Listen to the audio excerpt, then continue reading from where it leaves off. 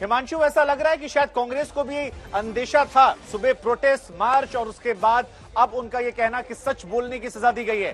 कांग्रेस भी अपने हिसाब से इस मामले को आगे बढ़ा रही है, लेकिन एक बहुत बड़ा झटका क्या माना जाए?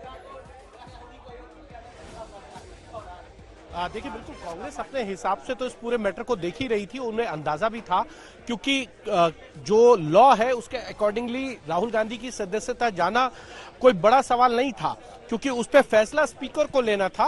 कोर्ट के जजमेंट के बाद वो स्पीकर ने ले लिया है। कांग्रेस को इस बात की शायद भनक भी थी कि जल्द ही ये फैसला हो जाएगा, क्योंकि मैं अभी आपको बता रहा था कि जनवरी में मोहम्मद फजल जो है वो उनके खिलाफ इस तरीके का मैटर आया था, कोर्ट ने उनको कन्विक्टेड किया था, लक्षद्वीप से एमपी थे और उसके बाद उनकी सदस्यता को रद्द कर दिया गया था, वहां बाय इलेक्शन हुआ। अब ये एक और चीज है कि क्या राहुल गांधी हायर कोर्ट जाएंगे और उसके बाद क्या नतीजा निकल कर आता है, लेकिन मुझे इतना जरूर समझ आ रहा है, जो मैं एक राजनीतिक दृष्टि से जो रिपोर्टिंग करते हुए समझता हूँ शुभांकर, कि स्पीकर के फैसले को यहां चैलेंज नहीं किया जा सकता है। आप कोर्ट चले जाइए, स्टे मिल जाएगा, वो एक अलग विषय हो सकता है, लेकिन अब उनकी सदस्यता यहां से चली गई है। अब उस पर कोर्ट अगर ये कह दे कि आप जाके बाय इलेक्शन लड़ सकते हैं, नहीं लड़ सकते, वो एक अलग थ्योरी है, लेकिन इतना जरूर है। नहीं तो हिमांशु, अगर आपके शब्दों फिलहाल के लिए जो है आपके शब्दों को समझते हुए, अगर ठीक है, मैं आपके पास आऊंगा। मौसमी भी मेरी सहयोगी लगातार बनी हुई हैं। मौसमी, हिमांशु ने एक बड़ी बात बताई हमें कि राहुल गांधी की वायनाड की सदस्यता जो है वो रद्द हो गई है। अब अगर राहत मिलती है तो बाई इलेक्शन या आगे इलेक्शन, और नहीं मिली तो फिर 6 साल के लिए वो बैन। कितना बड़ा झटका इसे देखा जाए?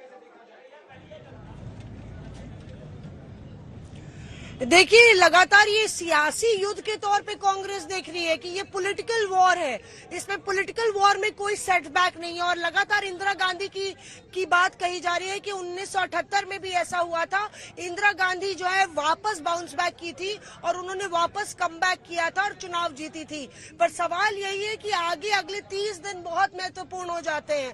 एक युद्ध कानूनी लड़ा जाएगा और एक युद्ध सियासी लड़ा जाएगा। जिस तरह से कांग्रेस शुभांकर पहले से ही तैयारी कर रही थी, कल रात को बैठक हुई, सुबह बैठक हुई, विपक्ष को एक साथ लाए, कहीं ना कहीं कांग्रेस पार्टी को ये लग रहा था कि तलवार जरूर लटक रही राहुल गांधी पर, और अगर स्पीकर फैसला ले लेते हैं तो राहुल गांधी संसद से टाटा बाय बाय होने वाले हैं। और यही वजह है कि आपने सड़क पे आज आंदोलन जो है नोटिफिकेशन के पहले देखा। हम लोग कांग्रेस दफ्तर जा रहे हैं और बताया जा रहा है कि तमाम सारे नेता जो है। देखिए, एक सवाल यहाँ पर हमारे मन में ये है कि अगर राहुल गांधी को राहत हाईकोर्ट से मिल भी जाती है तो भी कहा जा रहा है कि वायनाड की सदस्यता जो है वो रद्द हो गई है। अब आप बाई इलेक्शन लड़के आ सकते हैं या बाद में चुनाव लड़के आ सकते हैं, ये सदस्यता रद्द हो गई। तो ये तो फौरी तौर पर अगर देखा जाए तो एक बहुत बड़ा झटका है, क्योंकि वो सदन में अपनी बात रखना चाह रहे थे, कई मुद्दों पर घेरना चाह रहे थे, और अगर बैन लग गया तो 2024 के चुनाव भी चला गया।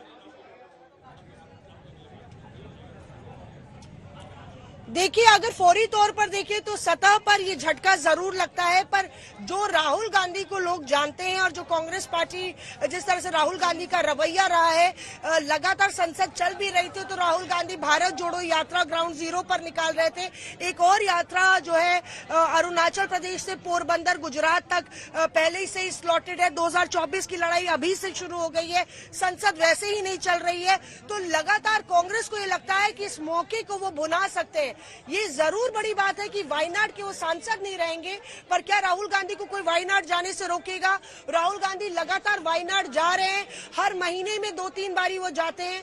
तो ये सवाल है। हम लोग कांग्रेस दफ्तर पहुंच गए हैं, ये दिखाते हैं आपको कि कांग्रेस दफ्तर में किस तरह का माहौल है। शुभांकर, यहाँ पुलिस लगातार बढ़ती चली जा रही है और नेताओं का तांता भी लगातार बढ़ता चला जा रहा है। यहाँ पे लगातार ये वो वक्त है भारत के इतिहास में 2024 के रण के पहले शायद किसी ने अंदाजा नहीं लगाया था कि ऐसी परिस्थिति पैदा होगी। जो कांग्रेस पार्टी के सबसे बड़े चेहरे में से एक है राहुल गांधी, उनकी सदस्यता रद्द हो जाएगी। यहाँ पे पहले से जो आज विरोध हुआ है उसकी बानगी आप देख सकते हैं, और शायद पुलिस अब यहाँ से हटेगी नहीं, हट सकती थी पर हटेगी नहीं, क्योंकि सदस्यता खत्म हो गई है राहुल गांधी की। और कांग्रेस पार्टी के तमाम दिग्गज नेता राहुल गांधी ये सोचते थे कि देश के संविधान और कानून से वो ऊपर हैं।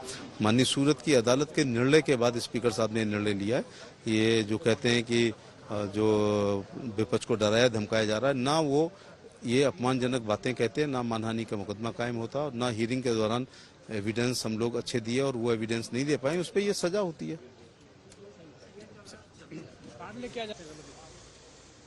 राहुल गांधी जी, जेपी नड्डा। तो यहाँ पर आप तमाम नेताओं को सुन रहे थे, लगातार हम आप इस खबर पर बने हुए हैं। आपको बता दें, हिमांशु अगर आप बने हुए और मौसमी आप बनी हुई हो, कुछ और प्रक्रिया आ रही, राहुल गांधी नजर आ रहे हैं। राहुल गांधी जी, जेपी नड्डा राहुल जी, जेपी नड्डा कह रहे हैं कि आपने ओबीसी समाज का अपमान किया है। Rahul ji, any comment sir?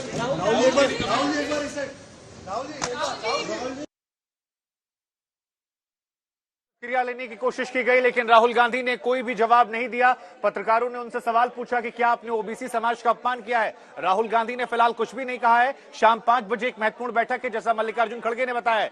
अब मौसमी, अगर आप बनी हुई है हमारे साथ, तो जरा दिखाइए तस्वीरें कांग्रेस दफ्तर के बाहर की, वहां पर क्या तैयारियां हैं और शाम 5 बजे एक बैठक कही जा रही है जिसमें आगे की रणनीति तय होगी।